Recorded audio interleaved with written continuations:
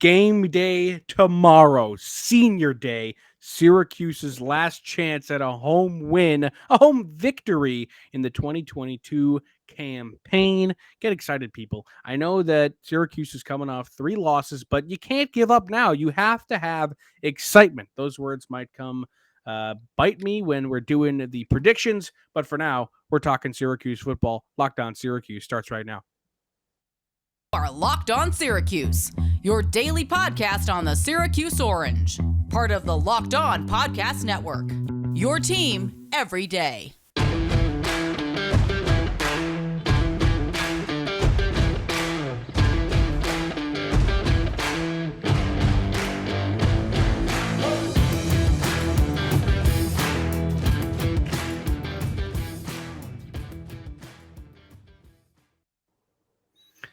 Matt Bonaparte, Owen Valentine with you on your Friday episode of Locked On Syracuse. Thank you for making Locked On Syracuse your first listen every day.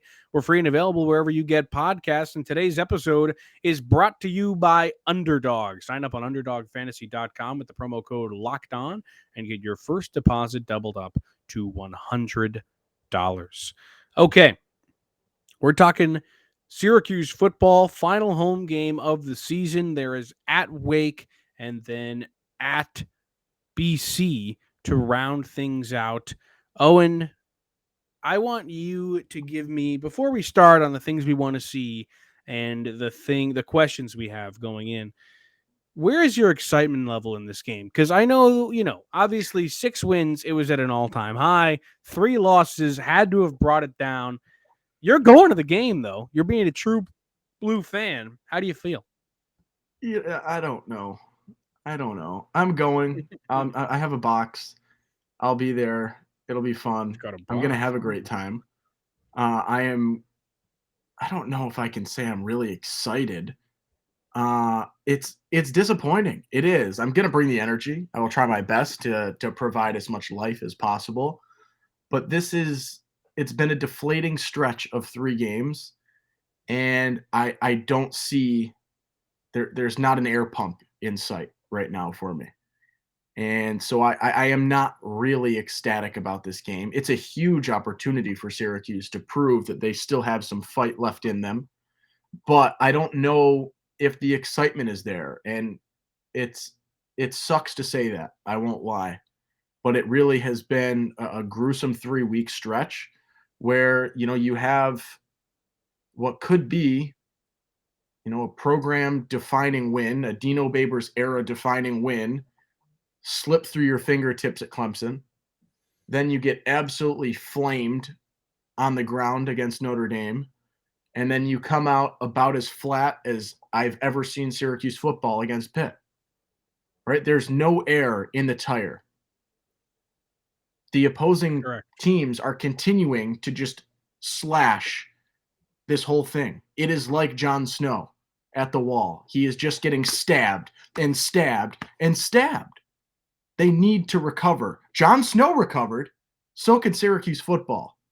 I need to see it happen, though, because I'm struggling. And Bones, that might be a reference that's not for you. I've never seen the show. Sorry. But we got to Don't watch it with that in mind. Okay. We got to move to our statements and questions. I'm going to start with my statement, or the thing I want to see, or whatever you want to call it. This is the thing I want to see going into this game. Offensive adaptability. Okay. I like that. We have seen for 1 million, it seems, weeks now that Syracuse football has one identity, and it is run really poor rush plays and throw to one guy. And that worked for 6 games. Like, that's crazy. 6. But then you played a real team. Your defense almost bailed you out, but still the offense couldn't muster anything. Then you played an even better team because they ended up beating that other team. Notre Dame beat Clemson. And they exposed you too on the very first play of the football game. And then Pitt, I don't even know what to say. Habakkuk Baldonado, I mean, he's good, but that defense ain't great, and you only ran for 26 yards. So Robert and I has had what a roller coaster of a season it has been for Robert and I and the Robert and I fan club. Because at first people were like, this guy is mega mind. He's the GOAT. He is the greatest offensive mind of our generation. And now it's like he doesn't have his plan B.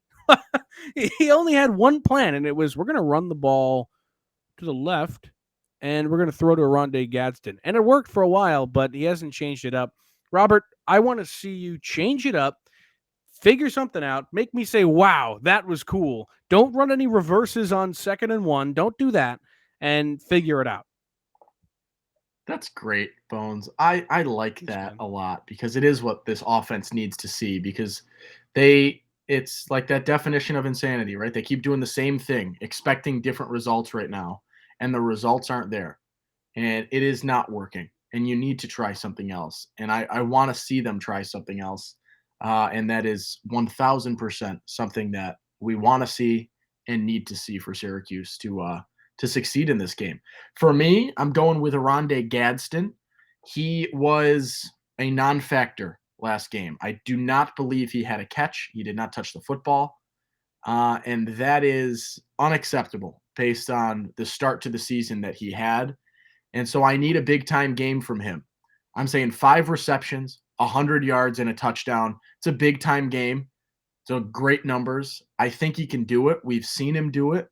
I want to see the productivity back. And I know we just said that we need to see some adaptation in terms of the offense, but I think you can adapt the offense and still get Gadsden his touches and still get that usage back with him that you got used to and they were able to do so well with for the first, I don't know, whole chunk of the season, right? You go game by game, and he sort of, I guess, escalated as the season went on in terms of he wasn't really that guy in game 1. And then by that Virginia game, it was like, oh my God, he did it again. He did it again. And then NC State, he did it again.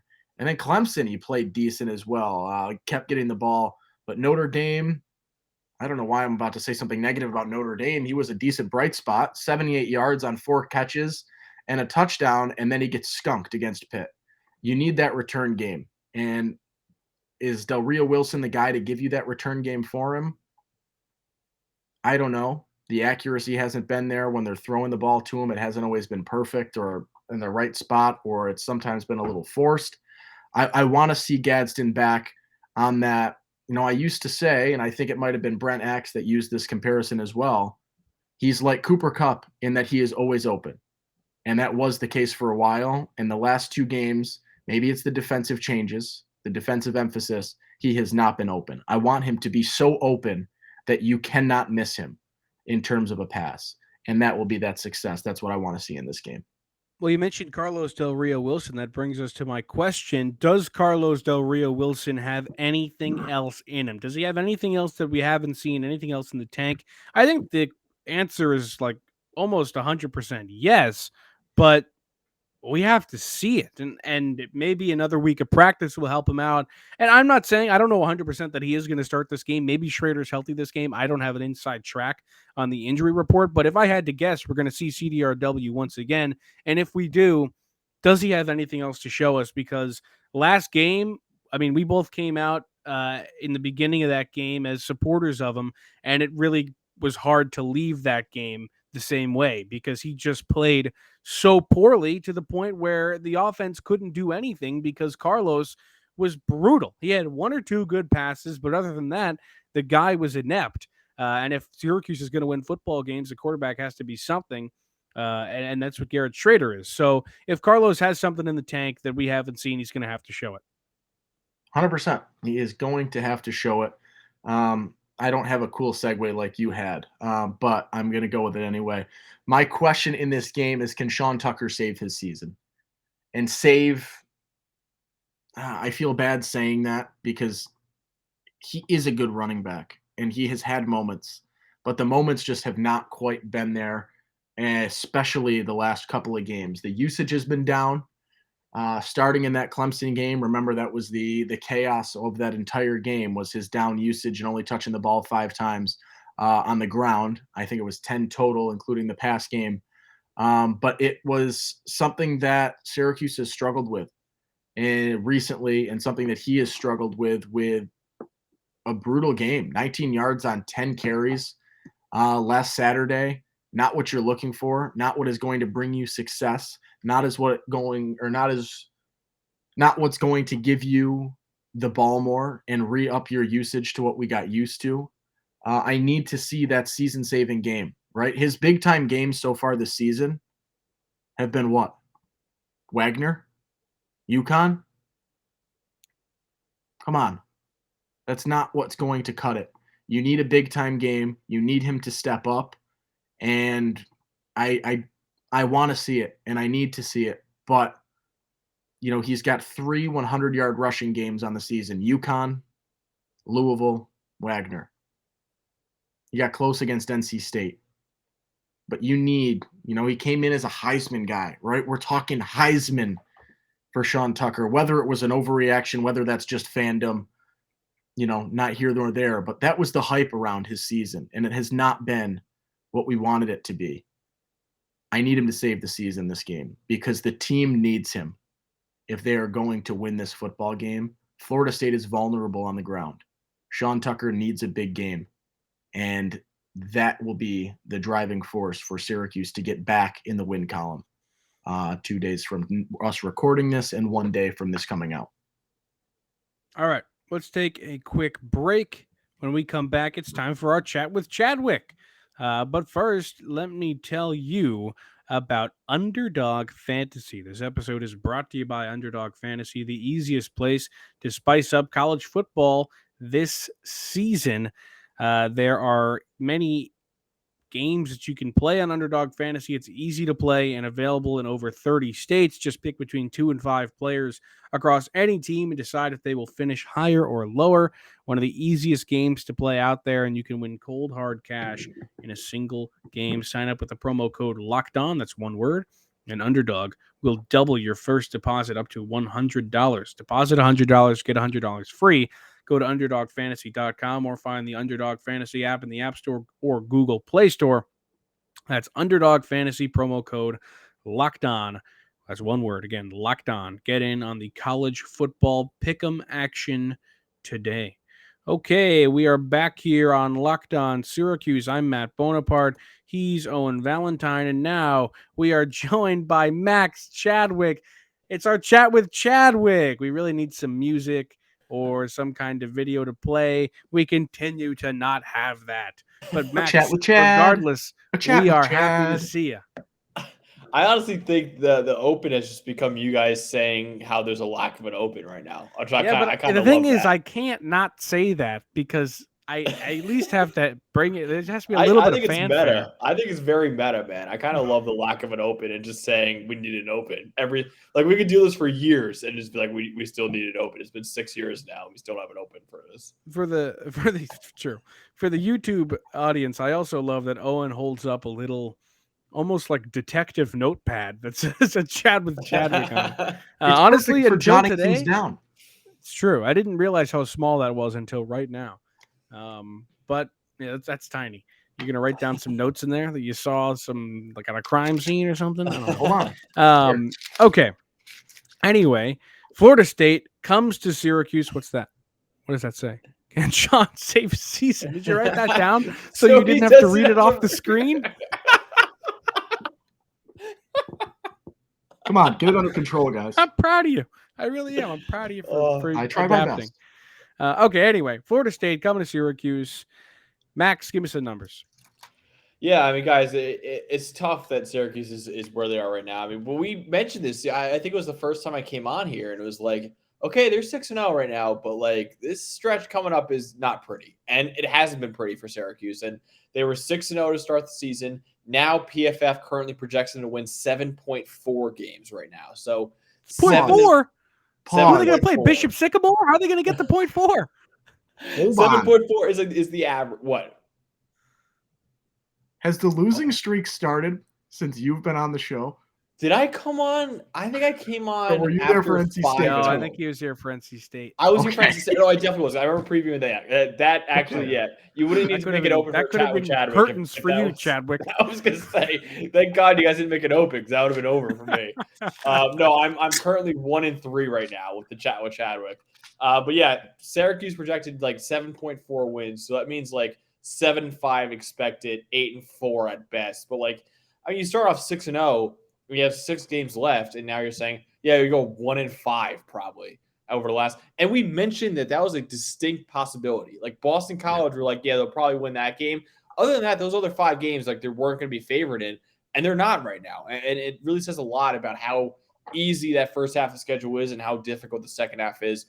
Florida State has an absolute superstar under center in Jordan Travis. He has a 90.1 grade this season. That's tied for the second highest among all Power 5 quarterbacks, only behind Drake May, the UNC quarterback, who, by the way, I think deserves a Heisman Trophy right now. He's currently sixth in odds, which I think is complete BS. I think he's the best player in college football right now. But another superstar that Florida State has in that backfield is Trey Benson. They kind of have this like running back by committee approach. They should not. 3 guys back there touching the football. They should not, because Trey Benson right now is having a historic season in terms of tackle breaking. Like you remember last year, Dameon Pierce at Florida, where he never got the ball at Florida. And every time he got the ball, you're like, why is this guy not getting the ball more? Now you see him. We talk about him in fantasy football. You see him on the Texans. It's like, yeah, Florida misused this guy. Trey Benson's kind of like that for Florida State, where it's like, why are you even giving these other guys touches? Yes, they're good running backs. Trey Benson so far has broken a tackle on 68% of his carries this season. That is the most in the country by 26%. I thought you were going to say like 10+ yard runs or something. No. That's crazy. The next closest, so 68%, the next closest in the country is 42%. So this guy is, I think it's Bucky Irving, the Oregon running back. But anyway, what about that guy at Ole Miss? Isn't he good? Quinshon Judkins. Yeah, he's a true freshman. He's a superstar. I love that guy. True freshman too. But listen, Trey Benson, PFF started doing like covering college football, tracking college football in 2014. The best season that we've seen in terms of tackle breaking was Javonte Williams, by the way, a stud, 48%. 48%. He's a dog. 48% in 2020. That was the record. Benson's at 68% right now with a couple games left. Like he could shatter the forced missed tackle record, and Florida State is just not giving this guy the ball enough, in my opinion. And so Syracuse is going to have a whale of a time trying to bring him down. I think he is a guy that could be a day 3 pick in the NFL draft, only because he never got enough carries at Florida State. He could be like a Dameon Pierce, man, where he just comes in and just runs wild on the NFL. So definitely watch out for Trey Benson. Johnny Wilson, their receiver, 80.7 grades, the 9th best in the Power 5. So they got some really, really good skill position players at Florida State. Jared Verse, their edge defender, currently our number 21 prospect in the 2023 draft. So he's a first-round pick there. Should be an interesting matchup if he goes against Matthew Bergeron. That'd be a really telling matchup for Matthew Bergeron in that game. Jamie Robinson, the safety, great name, 8th best overall grade, 3rd best run defense grade among Power 5 safeties. Florida State overall is the 4th best receiving grade in the Power 5. And then you mentioned Sean Tucker, and it has been drastic. You know, the first half of the season, that's a Sean we know and love. Second half of the season, he's been basically half that. So Owen mentioned, 548 yards in the first 5 games. That's averaging 110 yards per game. The last 4 games, he has 231 yards. It's averaging 58 yards per game. So this guy is literally performing at half the level that he was performing in the first half of the season. And yes, they're playing a much easier schedule, as we mentioned that before. But still, man, Sean Tucker has got to get something going. And they got to give him the ball more, honestly, like Trey Benson for Florida State. Garrett Schrader, still one of the highest graded quarterbacks in the Power 5, 88.8 grade. That's the 8th best. Carlos Del Rio Wilson's 50.2 passing grade, 9th lowest in the Power 5 right now. So it really is, unfortunately for Syracuse, if Schrader can't go, I don't think they even have a chance against Florida State. Like that's how drastic of a difference I think it is in that offense. Syracuse 91.9 coverage grade this season, so 5th best among the Power 5. So maybe they could cause some problem. There's like 8 Power 5s. I got to look at that and find. But there's Okay. Well, while you do that, I just wanted to say, you mentioned Javonte Williams' record. He and Michael Carter, who were the tandem in that backfield of UNC, they ended up being, I think it was 1 and 2 or very high up in terms of rookie numbers in the NFL in terms of broken tackles. So, like you said, maybe Trey Benson turns into a Dameon Pierce kind of guy and just comes into the league and is an absolute menace. And then about the Jamie Robinson thing, Mike Norvell said to him, he called him after the game or something, and said that the sack he had on the Miami quarterback on the goal line will be like a all-time remembered moment in the rivalry between Miami and Florida State. So Jamie Robinson, I remember that, certainly is a name to look out for in that defense and a superstar on that defense that I'm not sure they expected to be as good as he has been for them. He's been fantastic. And we talked about it a little bit yesterday, but I did some more research on him today. That guy is the number to look out for on the field.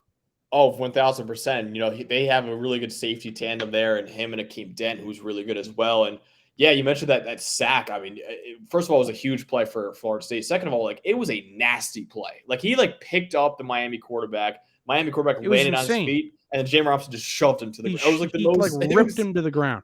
It's like when you play like a tackle football against your little brother, and you have like 10 years on your little brother, and just like ragdolling him around. Like that's what Jamie Robinson basically did to that Miami quarterback. I highly suggest you guys go watch that clip because it is hilarious how much he just dominated that Miami quarterback. But which is not uncommon for Miami this season. They've had a pretty rough go of it. But yeah, so Syracuse 91.9 coverage grade this year is a 5th best in the Power 5. Iowa, Illinois, Michigan, Minnesota. Those are the teams that have a higher coverage grade than Syracuse. So Syracuse first in the ACC as well in coverage grade too. So like I mentioned, Florida State really good passing the ball. Syracuse could, give them some trouble there. It's just whether or not you could tackle Trey Benson and whether or not Florida State honestly gives them enough carries in that game too. So Rondé Gadsden just finished it off. We love him. Most receiving yards among all tight ends in the country, most receiving first downs and touchdowns among all tight ends in the country, and the most catches of 15 plus yards among all tight ends in the country. Also still leads all Power 5 tight ends in yards per route run. Not a lot of people are talking about him for the John Mackey Award, which is given to the nation's best tight end. I'm not sure a lot of people even consider him a tight end because he doesn't consider himself slot receiver. Again, we consider him a tight end because that's where he lines up and that's where his stats are best. So that's where I'll put him at. But yeah, he could be on our PFF All-American team at the end of the season. I'm going to push really hard for him to be on that team when that comes out. So hopefully he makes it on there. But yeah, he's been a stud for Syracuse.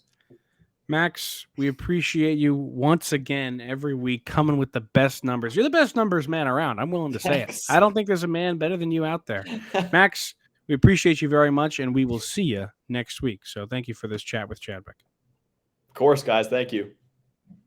All right, we continue on the show right after this message from SimpliSafe.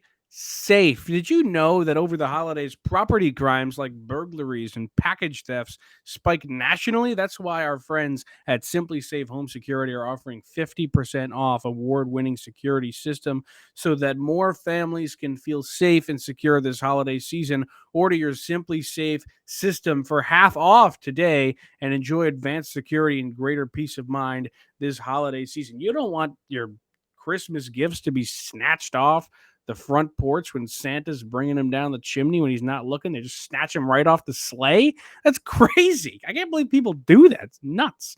In an emergency, 24/7 professional monitoring agents use Fast Protect technology exclusively from SimpliSafe to capture critical evidence and verify that the threat is real so you can get priority police response. SimpliSafe is whole home security with advanced sensors for every room, window, and door, HD security cameras for inside and out, smarter ways to detect motion that alert you only when a threat is real, and even hazard sensors that detect fires, floods, and other threats to your home.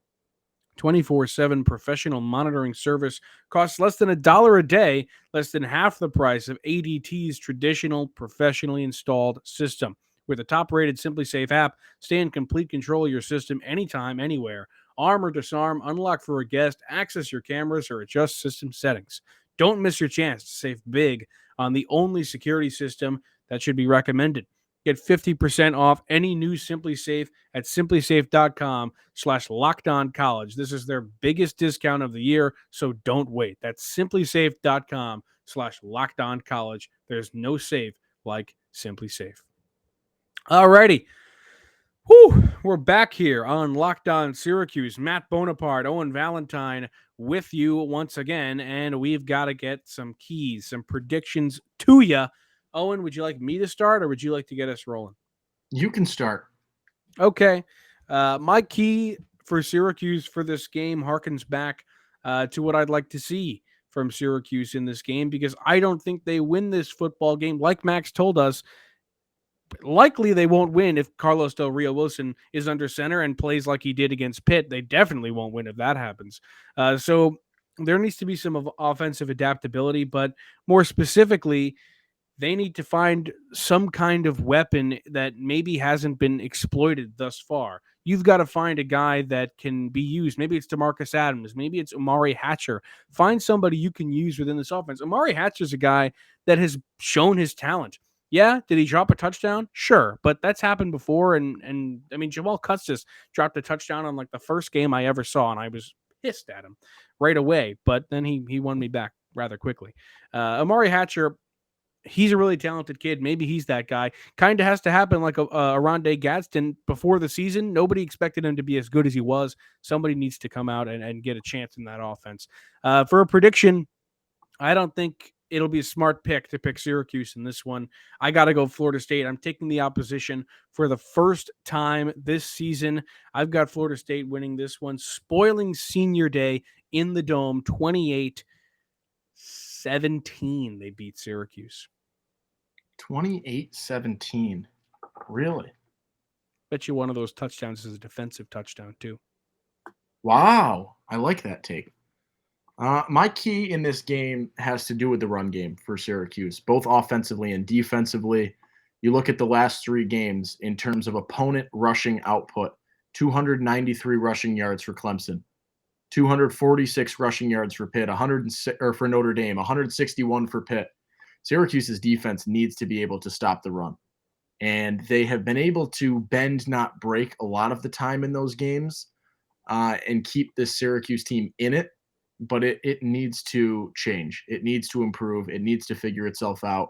And then obviously on the offensive side as well. You know, Florida State is a top-tier defense in terms of total yards allowed, but they're much better in terms of their secondary and their pass defense than they are on the ground. So that is a vulnerability of theirs, whether it's Sean Tucker, whether it's whoever is quarterbacking. You got to have that mobility. You've got to be on the ground and trying to exploit that aspect of Florida State's game. My prediction, you just bashed it, but I don't care. I'm going to be bold. I'm going to go for it. Syracuse Athletics have not lost a game where I've been in attendance this season. I will be at the game. So with that in mind, we'll go vintage Syracuse with a score of... It's a good hat. It is a great hat. 31.